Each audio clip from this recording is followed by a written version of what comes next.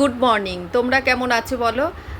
তোমরা নিশ্চয়ই ভালোই আছো। আজকে টুমকির ব্লগটা একটু দেখো। একটু সকাল সকাল টিফিন বানাবো আর চাল কুমড়ো দিয়ে চিংড়ি মাছ দিয়ে বানাবো। তারপরে তো সারাদিনের কাজ রয়েছে।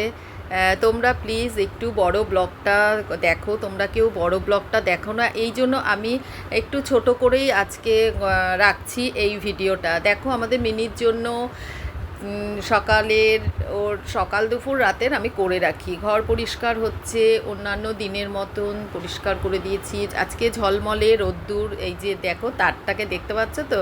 আমি বর্ষার দিনে না, মানে যেহেতু ফ্যানটা চলে আর সেজন্য শুকোনোর জন্য তারটা দিয়ে রাখি। কড়াই বসিয়ে দিলাম। গোবিন্দভোগ চাল দিয়ে একটু ভাত করা আমার ফ্রিজে আগে থাকতেই ছিল। চটজলদি খেতে গেলে এই গোবিন্দভোগ চাল দিয়ে আর এগুলো দিয়ে আমি সবার টিফিনটা বানাবো, একটু মুখের স্বাদটাও আনবে। তার জন্য রোজ রোজ তো রুটি খেতে ভালোবাসে না, তার জন্য এটাই আমি করলাম। গরম মশলা আমি ঘরেই রেডি করে রাখি। গরম মশলা দিয়ে দিলাম ফোড়নে। এদিকে কাজু কিশমিশ কাঁচা লঙ্কা দিয়ে রাইসটা আমি দিয়ে দেবো, গোবিন্দভোগ চালে ঝুরঝুরে ভাতটা। কাঁচা লঙ্কাও দিয়ে দিলাম আর ভাতগুলো দিয়ে দেব। তোমরা যদি এই চ্যানেলটার মধ্যে যদি তোমাদের ভালো লেগে থাকে, প্লিজ লাইক অ্যান্ড সাবস্ক্রাইব করতে ভুলো না, আর টুমকিকে ভুলো না।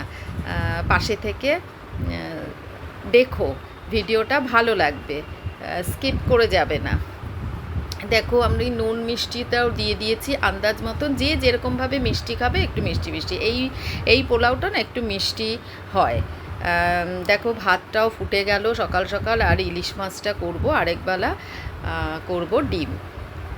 আমার এই চ্যানেলটা যদি তোমাদের পছন্দ হয়ে থাকে, আবারও বলছি প্লিজ টুমকির পাশে থেকে তোমরা সহযোগিতা করবে। আজকে আমি আর বেশি বড় করব না, তোমরা দেখো এই ব্লগটা।